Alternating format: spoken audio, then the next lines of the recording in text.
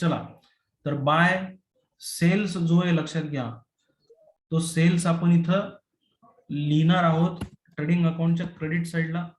So trading अकाउंटच्या credit साईडला cells लिहायचा आहे आपल्याला. सेल्स किती दिलेला आहे? 1,75,000 दिलेला आहे.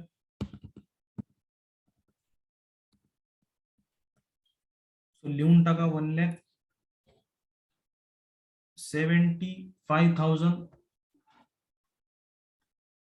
इनर कॉलमला, आणि त्यातून ही जी सेल्स रिटर्न आपण ऑलरेडी लिहून ठेवलेला आहे ती मायनस करून घ्या. सो 1,75,000 मधून 1,73,400. Very good. चला नेक्स्ट जे आहे आपलं ते आहे कॅपिटल आहे. आता कॅपिटल डायरेक्ट लिहून टाकायचं आउटर कॉलमला बॅलन्स शीटला, कारण आपण कॅपिटल मध्ये कोणतीही ऍडजस्टमेंट करणार नाहीत, लक्षात घ्या. सो कॅपिटल्स दिलेला आहे मितेश आणि मंगेश. आतापर्यंतच्या प्रॉब्लेम मध्ये आपण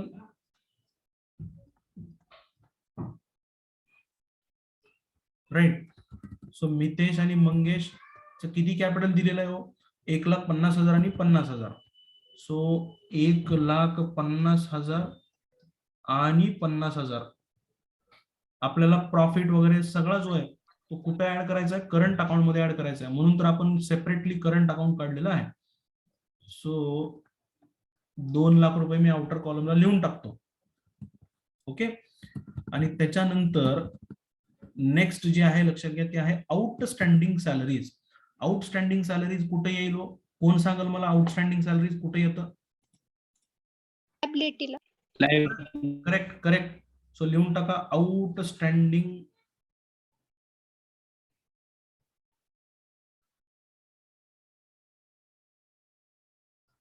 सॅलरीज. किती दिलेलं आहे आउटस्टँडिंग सॅलरीज?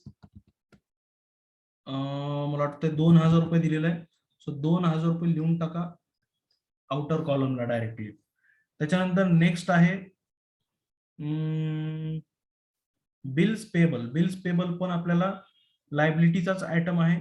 सो काही ऍडजस्टमेंट नाही पण त्याच्यावरती, म्हणून डायरेक्टली आउटर कॉलमला लिहून टाकायचं. सो बिल्स पेएबल सिक्वेन्स तुम्ही कोणता पण ठेवा, लक्षात घ्या. राईट. मी सिक्वेन्स जशी जागा आहे तशा हिशोबाने लिहिलं, तुम्ही खाली वरी त्याला लिहू शकता. सो बिल्स पेबल 18,000 रुपये, 18,000 रुपीज आउटर कॉलम. ऍडजस्टमेंट असलेले सगळे आपण टिक मार्क करून घेतलेले आहेत. बाकीचे सगळे आयटम कुठे जातील लक्षात घ्या? आउटर कॉलमला जातील. आता रिटर्न आउटवर्ड. रिटर्न आउटवर्ड म्हणजे हा परचेस रिटर्न असतो, लक्षात घ्या. रिटर्न आउटवर्ड म्हणजे purchase return. So return outward इथं लिहिलंय आपण. सो किती आहे रिटर्न आउटवर्ड? 1,800 रुपये. सो इथून 1,800 रुपये मायनस करा. सो किती रुपये राहतील मग आता? 67,100. करेक्ट आहे, 67,100. सो अशा पद्धतीनं आपण जवळपास सगळी पोस्टिंग करून घेतलेली आहे.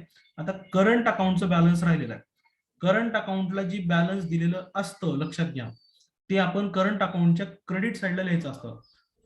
पण डोळे झाकून क्रेडिट साईडला नाही लिहायचं, लक्षात घ्या.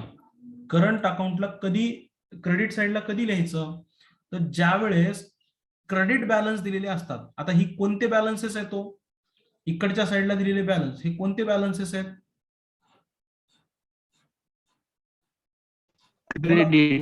क्रेडिट बॅलन्सेस आहेत. मग करंट अकाउंटचे आपल्याला क्रेडिट बॅलन्स दिलेले आहेत. जर क्रेडिट बॅलन्स दिलेले असतील तर करंट अकाउंटच्या क्रेडिट साईडला लिहायचे. कधी कधी करंट अकाउंटचं डेबिट साईडला पण बॅलन्स देतात, म्हणजे इथं देतात current account. So current account एखाद्याचं इकडे देतात, एखाद्याचं इकडे देतात. करंट अकाउंट एखाद्याचं इकडं. सो समजा एखाद्याचं इकडे दिलंय आणि एखाद्याचं इकडे दिलंय, तर इकडच्याचं बॅलन्स हे डेबिट बॅलन्सेस आहे ना. एक्स समजा एक्स म्हणलं आणि इथं वाय म्हणलं, तर एक्सचं जी बॅलन्स आहे ती डेबिट बॅलन्स आहे आणि वायचं जी बॅलन्स आहे ती क्रेडिट बॅलन्स आहे. आणि ज्यावेळेस त्याला आपण पोस्टिंग करू म्हणजे त्या बॅलन्सला त्याच्या अकाउंटमध्ये घेऊन जाऊ, तर एक्सचं बॅलन्स हे डेबिट साईडला जाईल, वेऱ्याच वायचं बॅलन्स हे क्रेडिट साईडला जाईल. सगळ्यांना लक्षात आलं का मी काय म्हणलो ते?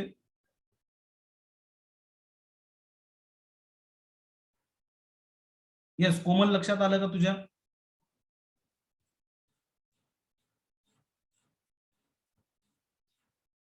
कोमल लक्षात आलं का तुझ्या? वृषाली लक्षात आलं का? अक्षता लक्षात आलं का तुझ्या? कृष्णा तुझ्या लक्षात आलं का? आणखीन एकदा सांगा. या बघा, आता हे करंट अकाउंट कोणत्या साईडला दिलेले आहेत? क्रेडिट साईडला का डेबिट साईडला? Credit side. क्रेडिट साईडला दिलेत. क्रेडिट साईडला ज्यावेळेस बॅलन्स दिले जातील त्यावेळेस आपल्याला त्याचं त्या बॅलन्सचं आपण अकाउंट काढले ना, तर अकाउंट मध्ये घेताना क्रेडिट बॅलन्स दिलेले असतील तर त्याला आपण घेताना पण इथं क्रेडिटलाच घ्यायचंय. काय म्हणून घ्यायचं इथं बघा, बाय बॅलन्स ब्रॉट डाऊन. इकडं का घेतलं, या साईडला का घेतलं? कारण त्यांचे क्रेडिट बॅलन्स देण्यात आलेले आहेत. कळालं सगळ्यांना? 3000 आणि 2000. मितेशचं 3000 रुपये आणि मंगेशचं 2000 रुपये. कळालं का? Yes sir. हा, आता जर समजा प्रश्नामध्ये कधी कधी काय होतंय लक्षात घ्या, एखाद्याचं बॅलन्स डेबिट बॅलन्स देतात आणि एखाद्याचं बॅलन्स क्रेडिट बॅलन्स देतात, है ना. समजा मितेशचं बॅलन्स हे डेबिट बॅलन्स दिले असं धरून चलो आपण. समजा मी इथं मितेश लिहितो, मितेश 2000 रुपये आणि हा मंगेश आहे, हे 3000 रुपये समजा. अशा सिच्युएशन मध्ये ज्यावेळेस त्यांचं बॅलन्स आपण त्यांच्या अकाउंटमध्ये ट्रान्सफर करणार आहेत लक्षात घ्या, त्यावेळेस मितेशचं बॅलन्स कुठं जाईल? हे करंट अकाउंट आहे समजा. मितेशचं बॅलन्स जाईल डेबिट साईडला, कारण त्याचं डेबिट बॅलन्स देण्यात आलेला आहे, बरोबर आहे की नाही. आणि व्हेअरएज मंगेशचं बॅलन्स क्रेडिट साईडला जाईल, कारण त्याचं क्रेडिट बॅलन्स देण्यात आलेला आहे. आलं का लक्षात आता? हो सर. हा, जर डेबिट बॅलन्स दिलेला असेल तर आपण इथं काय लिहिणार मग? आता इथं करंट अकाउंट मध्ये इथं लिहिलं बाय बॅलन्स ब्रॉट डाऊन, कारण दोघांचे पण बॅलन्स क्रेडिट दिलेले आहेत. जर समजा एखाद्याचं बॅलन्स डेबिट देण्यात आलेलं असेल तर इथं simple to balance brought down लिहिणार, टू बॅलन्स ब्रॉट डाऊन, है ना. ज्याच्या त्याच्या कॉलम मध्ये ज्याचं त्याचं बॅलन्स आपल्याला लिहायचं आहे, लक्षात घ्या. ठीक आहे, कळालं सगळ्यांना? हो सर. हा, आता आपल्याला one by one adjustment solve करायचे आहे. सो पहिली ऍडजस्टमेंट सगळ्यांनी बघायची आहे. बघा, पोस्टिंग तर आपली सगळी झालेली आहे. तुमच्या पुस्तकामध्ये ऍडजस्टमेंट दिली आहेत. पहिल्या ऍडजस्टमेंटचा काही इफेक्ट नाही, त्याच्यामध्ये एवढंच म्हणलंय की मितेश आणि मंगेश जी काही प्रॉफिट शेअरिंग रेशो आहे त्यांचा, ती किती आहे? 3:1 आहे. दुसरी ऍडजस्टमेंट फार महत्वाची आहे. दुसऱ्या ऍडजस्टमेंट मध्ये काय म्हणलंय लक्षात घ्या, partners are entitled to get commission at the rate 1% each on gross profit. म्हणजे प्रत्येक पार्टनरला 1% कमिशन मिळेल. कशावर मिळवलं कमिशन? बोला. Gross gross profit. अच्छा, ग्रॉस प्रॉफिट कुठे निघत असते? ग्रॉस प्रॉफिट कोण सांगेल मला? ग्रॉस प्रॉफिट कुठे निघतो? ट्रेडिंग अकाउंटला निघत असतो. आता ट्रेडिंग अकाउंटला ग्रॉस प्रॉफिट निघतो म्हणल्यानंतर ट्रेडिंग अकाउंटच्या पहिल्यांदा सगळ्या ऍडजस्टमेंट झाल्या पाहिजेत, तेव्हाच ग्रॉस प्रॉफिट निघेल ना. Yes yes sir. म्हणजे आपल्याला ट्रेडिंग अकाउंटच्या पहिल्यांदा सगळ्या ऍडजस्टमेंट करून घ्यावे लागतील, हे अकाउंट क्लोज करावं लागेल आणि मगच लक्षात घ्या इथला ग्रॉस प्रॉफिट काढल्यानंतर त्याच्यावरती कमिशन काढावं लागेल. सो म्हणून ही जी 2 नंबरची जी ऍडजस्टमेंट आहे लक्षात घ्या, तिला तात्पुरतं मी गोल करून ठेवतो आणि तिला नंतर आपल्याला करायचं आहे ज्यावेळेस ट्रेडिंग अकाउंट कंप्लीट झालं त्यावेळेस. आता तिसऱ्या नंबरच्या ऍडजस्टमेंट वरती या. तिसऱ्या नंबरची ऍडजस्टमेंट म्हणलेली आहे the closing stock is valued at 23,700. So simple adjustment आहे. सो क्लोजिंग स्टॉक आपण कुठं रेकॉर्ड करतो? ट्रेडिंग अकाउंटच्या क्रेडिट साईडला. सो म्हणून लिहून टाका बाय क्लोजिंग स्टॉक. इतर ऍडजस्टमेंट एकदम सिंपल आहे. सो किती दिलेला आहे क्लोजिंग स्टॉक तुम्हाला? 23,700.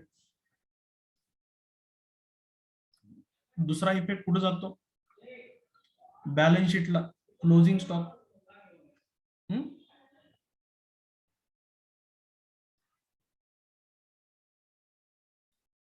23,700. सो तिसऱ्या नंबरची ऍडजस्टमेंट माझी झालेली आहे.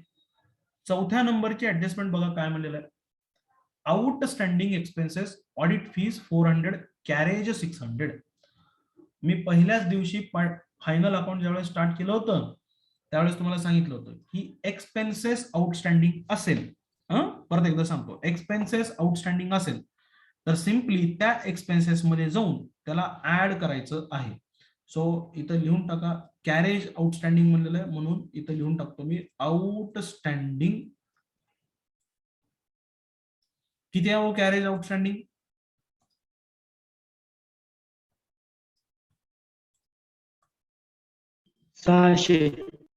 मग आउटर कॉलम किती येईल? 1780 प्लस 600 किती होईल हो?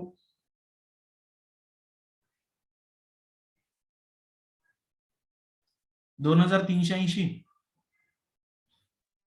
380. आणि ऑडिट फीस पण आउटस्टँडिंग आहे म्हणून इथं पण ऍड करून टाका. आउटस्टँडिंग ना आउटस्टँडिंग. सो ऑडिट फीस किती आउटस्टँडिंग आहे? 400. 400. तर ह्याला पण ऍड करून टाका. सो इथं होईल 2200 रुपये. बरोबर? स्क्रीन दिसायली सगळ्यांना? हो सर. सर दुसरा इफेक्ट देऊन टाका त्याचा. दुसरा इफेक्ट जाईल लायबिलिटी साइडला. आउटस्टँडिंग. आउटस्टँडिंग या शब्दाचा अर्थ होते एक्सपेन्सेस द्यायचे बाकी राहिलेले आहेत अजून. सो ती आपली लायबिलिटी झाली मग. सो आउटस्टँडिंग एक्सपेन्सेस, त्याच्यामध्ये कॅरेज आणि ऑडिट फीस. सो किती किती रुपये आहे? ही मला वाटतं 600 आणि 400. सो टोटल 1000 रुपये. बरोबर का? हो सर. सो त्याच्यानंतर नेक्स्ट आहे building. Building is a valued at ₹46,500. आता आपल्याला बिल्डिंग किती दिसायला लागले ऍसेट साइडला?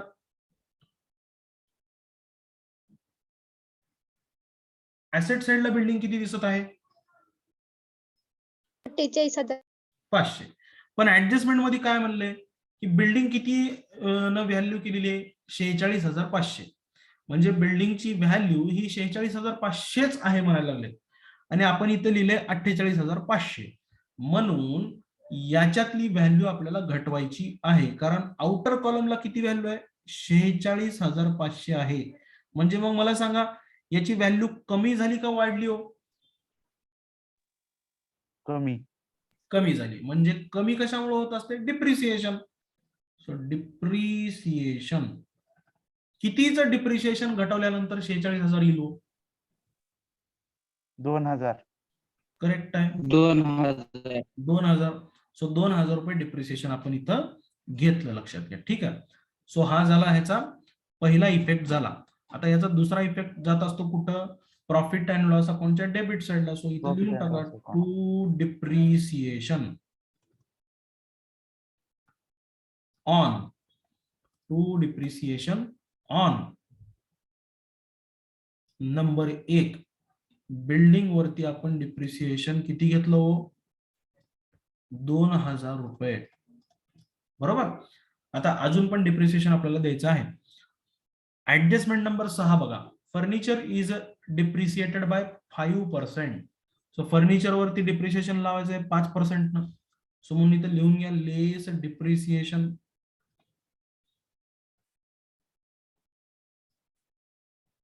@5%.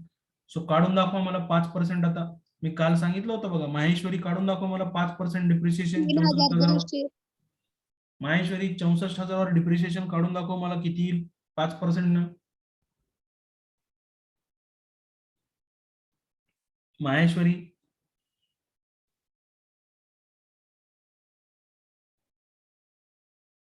मला डिप्रिसिएशन काढून दाखव. सर तिने नाही जॉईन. तिनं आहे ना जॉईन.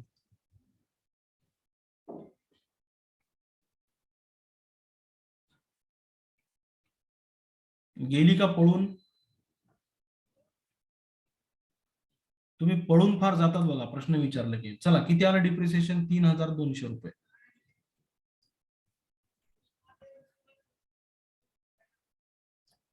हा, आउटर कॉलम किती येईल मग कोमल? 60,800.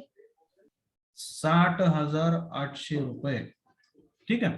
सो या पण डिप्रिसिएशनचा इफेक्ट देऊन टाका प्रॉफिट अँड लॉस अकाउंटच्या डेबिट साइडला.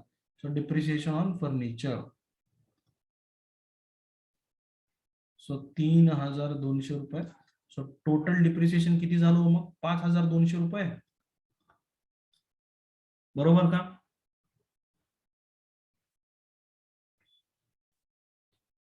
बरोबर का? हो सर. राईट. आता नेक्स्ट ऍडजस्टमेंट आहे, लक्षात घ्या. Provide interest on partners capital at the rate 2.5% per annum. ठीक आहे, ही adjustment. Goods of ₹900 were taken by Mangesh for his personal use. मंगेशनं काय घेऊन गेला? गुड्स घेऊन गेला, लक्षात घ्या. आता मी काय सांगितलं होतं, कोणत्याही कारणाने जर गुड्स बाहेर गेले तर त्याचा पहिला इफेक्ट कुठे येतो? Trading account credit side. Trading account credit side, बरोबर का? मग इथं ट्रेडिंग अकाउंटच्या क्रेडिट साइडला लिहून घ्या, बाय गुड्स.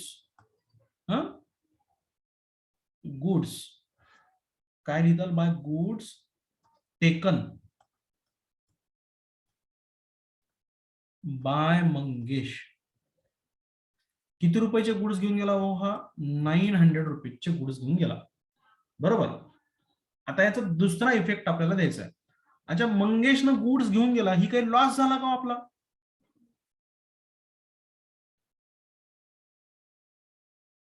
बोला ना, मंगेशनं गुड्स घेऊन गेला म्हणजे लॉस झाला का? नाही. नाही, ही तर ड्रॉविंग झाली, लक्षात घ्या. म्हणून याचा जो दुसरा इफेक्ट आहे, लक्षात घ्या, तो करंट अकाउंटच्या डेबिट साइडला जाईल. कुठे जाईल? करंट अकाउंटच्या डेबिट साइडला. सो इथे लिहून टाका टू ड्रॉविंग्स. काय नेले हो? गुड्स नेले. किती रुपयाचे? 900 रुपीजचे मंगेशनं घेऊन गेला, बरोबर. आलं का लक्षात सगळ्यांच्या? दुसरा इफेक्ट झाला याचा. सो मंगेशनं ड्रॉविंग केली की मंगेशच्या खात्याला डेबिट करणार आहे आपण, लक्षात घ्या. सो आता लक्षात घ्या, कितव्या नंबरची ऍडजस्टमेंट आपण सॉल्व्ह केली? आता 8व्या नंबरची केली. आता मेन ऍडजस्टमेंट आपल्याला कोणत्या नंबरची राहिलेली आहे? लक्षात घ्या, ऍडजस्टमेंट आपली ऍडजस्टमेंट राहिलेली आहे 2 नंबरची 2. राहिलेली आहे, 7 नंबरची एक राहिली आहे आणि 9 नंबरची एक ऍडजस्टमेंट राहिलेली आहे. सो पहिल्यांदा 9 नंबरची पण ऍडजस्टमेंट आपण करून घेऊ, ती आपली रेग्युलर ऍडजस्टमेंट आहे, बरोबर. सो 9 नंबरची ऍडजस्टमेंट काय म्हणलं बघा, write off ₹1000 as a bad debts and maintain RDD at 3% on sundry debtors. चला, कुठं होईल त्याचा पहिला इफेक्ट बॅड डेट्सचा? लवकर लवकर सांगा बरं, पटपट पटपट पटपट.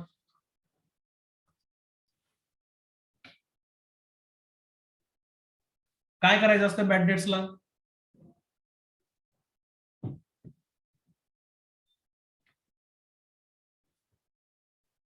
अरे बॅड डेट्सला काय करायचं असते? डेटर्स मधून मायनस करायचं असते. Bad dates. अच्छा, नंबर पहिल्यांदा कुणाचा लागतोय? बॅड डेट्सचा का आरडीडीचा? एवढं तर सांगा. Bad debts. हा, मग सांगत चला, कुणीही सांगायचं एखाद्यानं. बॅड डेट्स किती रुपये? 1000 रुपीजचे बॅड डेट्स मायनस करायला सांगितलेले. सो 1000 रुपये मायनस केले. सो इथं राहिले 51,200 रुपये राहिले आणि त्याच्यानंतर आपल्याला आरडीडी मायनस करायचे. किती पर्सेंट आरडीडी मायनस करायला सांगितलेले? At the rate 3%. So 3% RDD.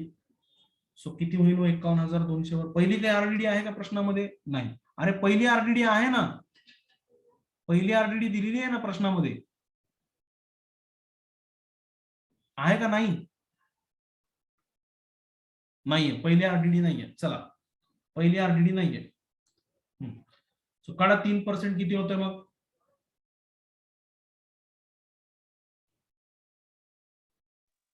₹1,536. Correct आहे, 1,536 रुपये. सो मायनस करून किती होईल मग?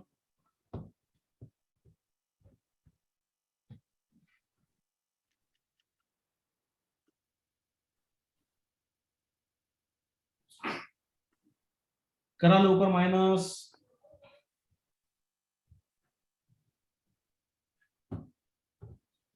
स्पीड घ्या आता जरा चांगली.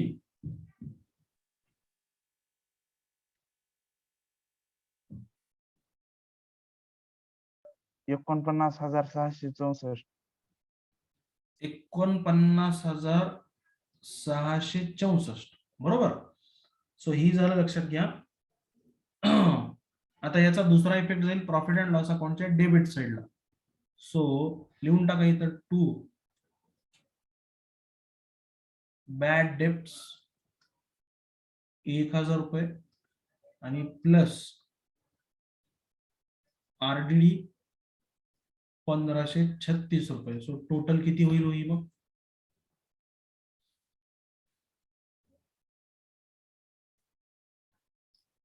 ₹2,536 रुपये बरोबर. Yes sir. चला आता ही सगळ्या ऍडजस्टमेंट झाल्या, फक्त कोणती ऍडजस्टमेंट राहिली होता? ऍडजस्टमेंट नंबर 2 आणि ऍडजस्टमेंट नंबर 7 ची ऍडजस्टमेंट आपल्याला राहिलेली आहे. आता बाकीच्या सगळ्या तर ऍडजस्टमेंट झाल्यात, म्हणजे ट्रेडिंग अकाउंट आपण क्लोज करू शकतो का? हो सर. ट्रेडिंग अकाउंटच्या सगळ्या ऍडजस्टमेंट झालेल्या आहेत. मग फटाफट ट्रेडिंग अकाउंट क्लोज करा आणि मला सांगा बरं मग ट्रेडिंग अकाउंटचं किती आलं. लक्षात घ्या, ग्रॉस प्रॉफिट किती आला सांगा बरं. पहिल्यांदा टोटल सांगा किती आली, त्याच्यानंतर ग्रॉस प्रॉफिट किती येते ते सांगा.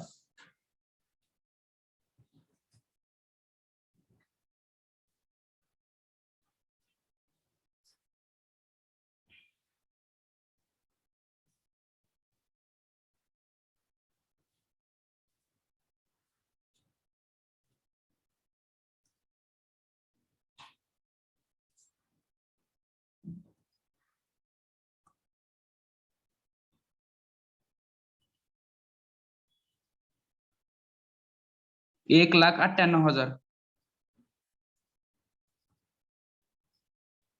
1,98,000 टोटल आहे ना, करेक्ट आहे. आता ग्रॉस प्रॉफिट सांगा मग किती आलाय.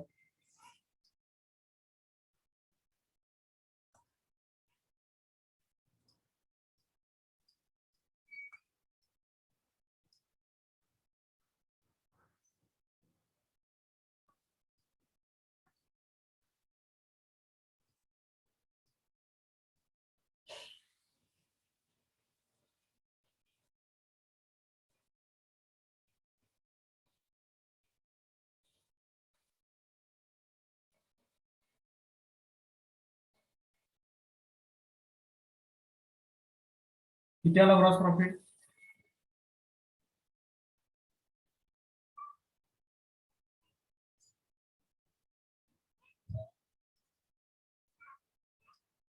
$99,000 येते का बघा बरं जरा.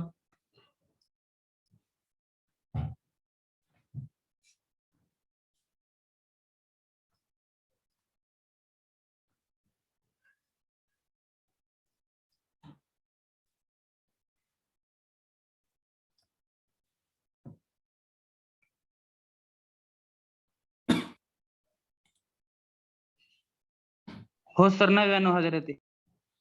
आला का सगळ्यांचा 99,000? हो सर, येस. 99,000. सगळ्यांनी काढायचं आहे.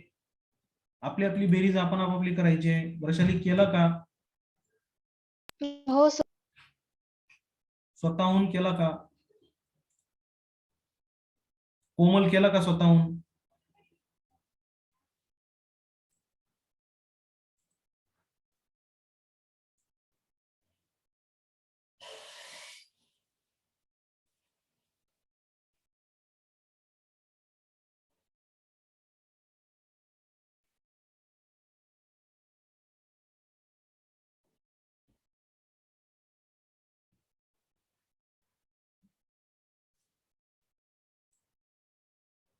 आला का सगळ्यांचा 99,000?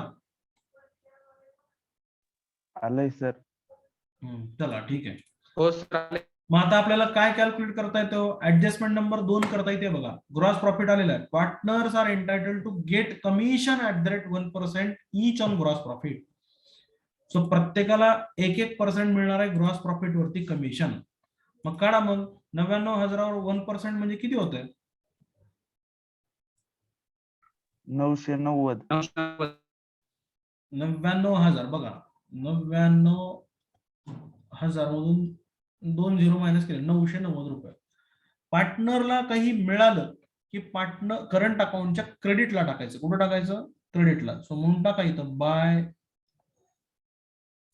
कमिशन ऑन जीपी, ग्रॉस प्रॉफिटवर मिळाला 990 याला आणि 990 ह्याला, दोघांना पण 990 रुपये मिळाला. बरोबर का?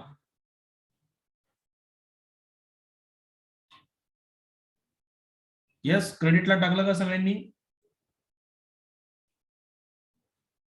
चला, दुसरा इफेक्ट कुठे होईल याचा?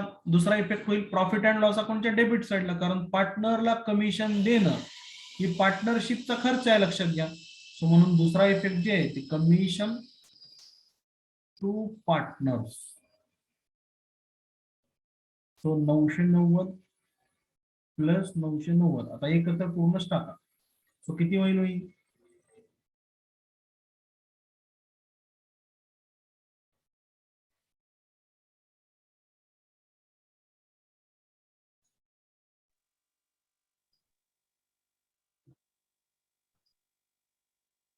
1980 रुपये.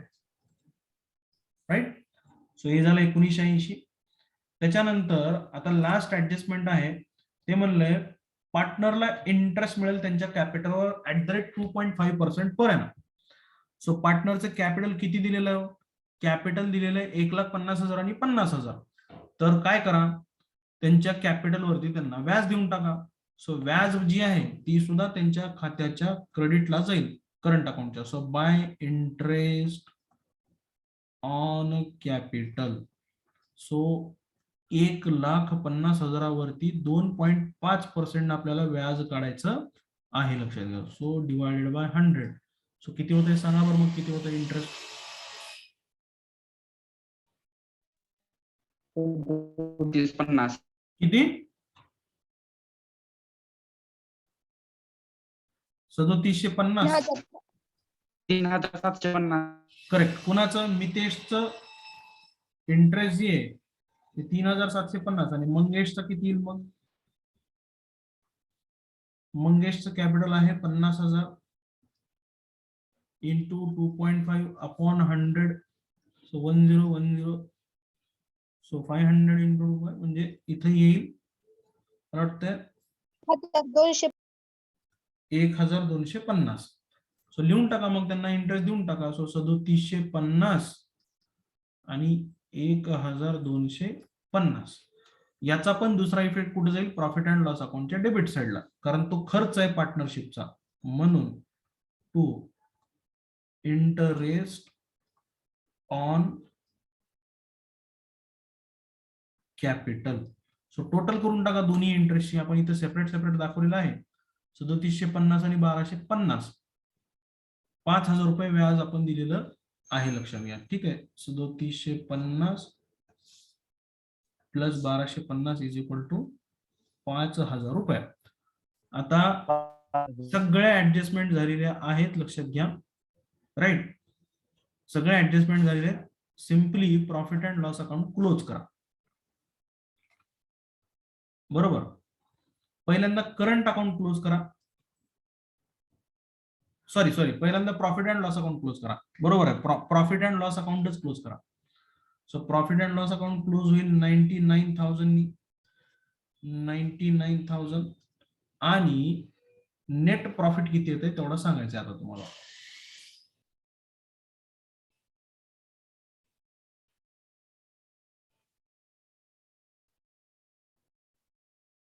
To net profit transferred. पुन्हा कुणाला? मितेश आणि मंगेश.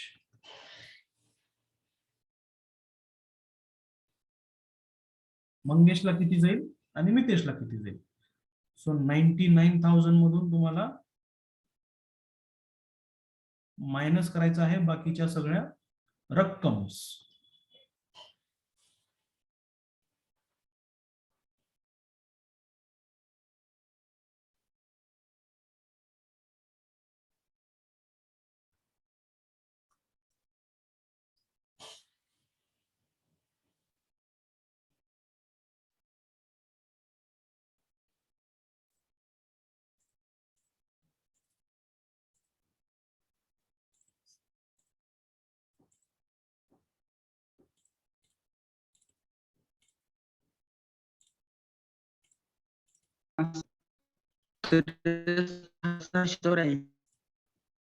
किती आलं?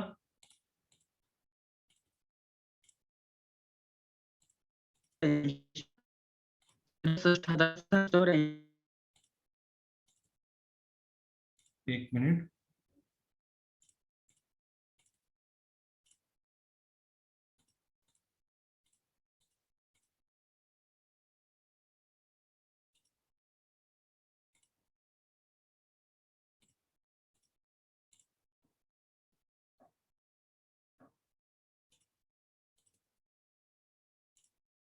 $63,684. आता या 63,684 ला आपल्याला त्यांच्या रेशो मध्ये वाटायचं आहे, तर वाटून टाका मग. So net profit working note number 1, net profit distribution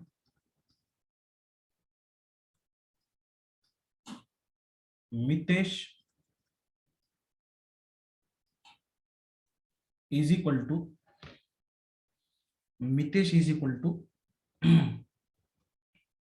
किती आहे हो?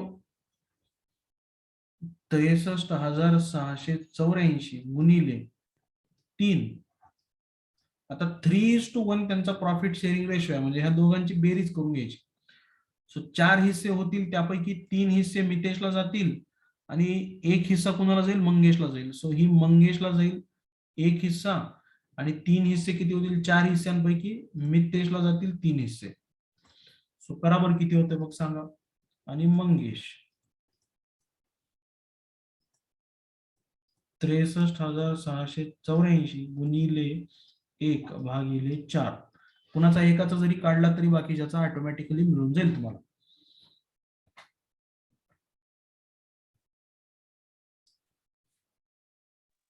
$47,763.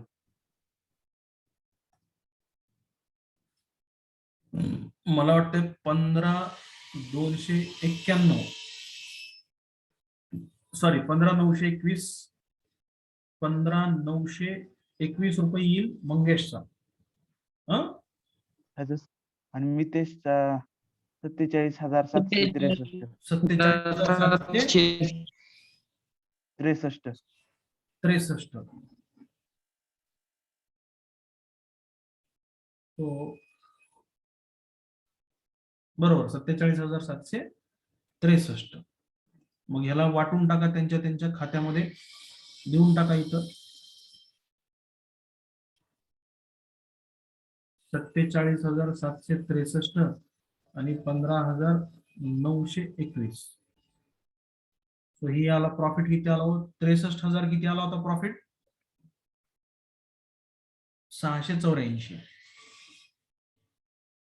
बरोबर. हा प्रॉफिट जो आहे तो त्यांच्या करंट अकाउंट मध्ये ऍड करायचा आहे. सो बाय नेट प्रॉफिट 47,763 आणि 15,921 रुपये. आणि इथली बेरीज करायची आहे. टोटल किती ते बघा, करंट अकाउंटची बेरीज. मग आता लवकर करा थोडं.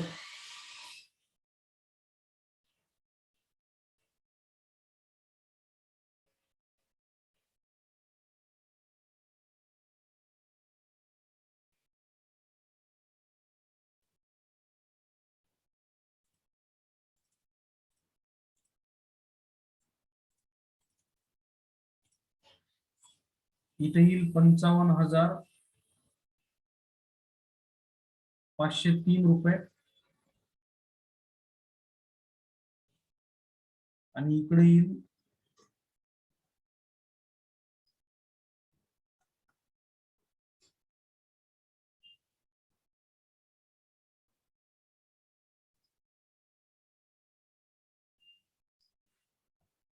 20,161. सो दोन्ही साईडकडे ही टोटल येऊन जाईल 55,503 रुपये आणि 20,161. त्यातून ह्या वरच्या रकमा मायनस होत्या आणि ही जी बॅलन्स असेल ती काय होईल? कॅरीड डाऊन होईल to balance, carried down to balance sheet. कुठे जाते ही बॅलन्स? बॅलन्स शीटला. सो किती होईल मग इथून बॅलन्स? मग सो यातून मायनस होतील त्यांचं जेवढं ड्रॉविंग असेल ते. सो मायनस 2200 आणि मायनस 900 इज इक्वल टू 17,061 आणि इथून मायनस होतील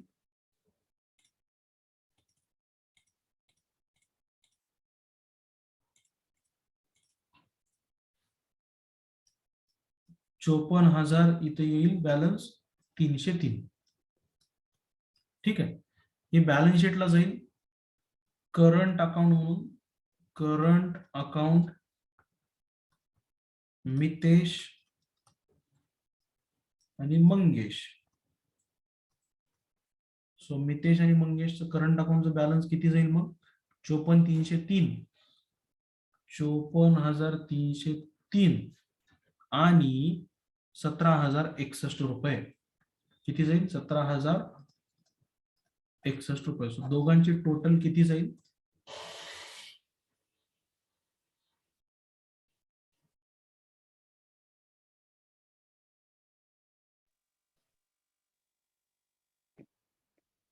$71,364. 71,364. बरोबर. सो ही 71,364 आणि बॅलन्स शीट टॅली करायची आहे तुम्हाला. नाही झालं तर हा घरी जाऊन टॅली करायचं आहे, राईट. सो टॅली करा बॅलन्स शीट पटापट.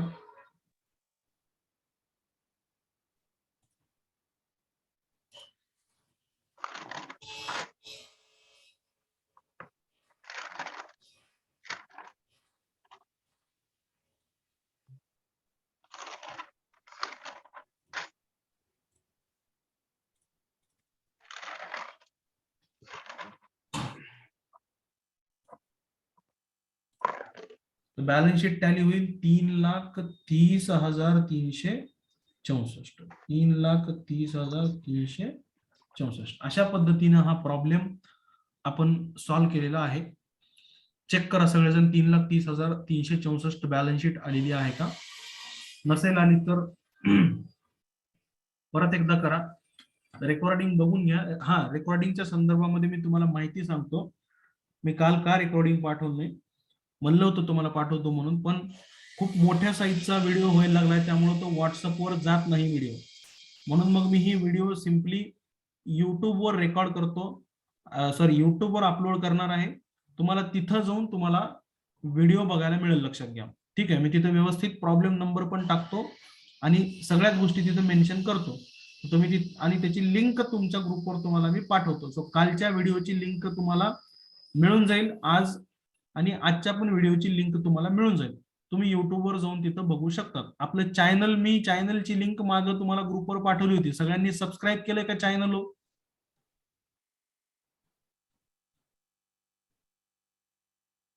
चॅनल सबस्क्राईब केलं नसेल तर आपलं चॅनल पण सबस्क्राईब करून घ्या. मी चॅनलची पण लिंक तुम्हाला तिथं ऑटोमॅटिकली, तुम्हाला ज्यावेळेस मी प्रॉब्लेमची लिंक पाठवून त्यावेळेस तुम्हाला चॅनलची पण लिंक मिळून जाईल. सो दॅट तुम्ही चॅनलला पण त्यावेळेस तुम्ही सबस्क्राईब करून ठेवा, तुम्हाला ती लिंक नंतर मिळून जाईल, लक्षात घ्या. ठीक आहे. सो आजच्यासाठी आपण थांबू इथं. उद्या येताना तुम्हाला फॉर्मॅट्स प्रिपेअर करायचे आहेत. Trading account, profit and loss account आणि बॅलन्स शीटचा फॉर्मॅट प्रिपेअर करूनच तुम्ही क्लास अटेंड करायचा आहे.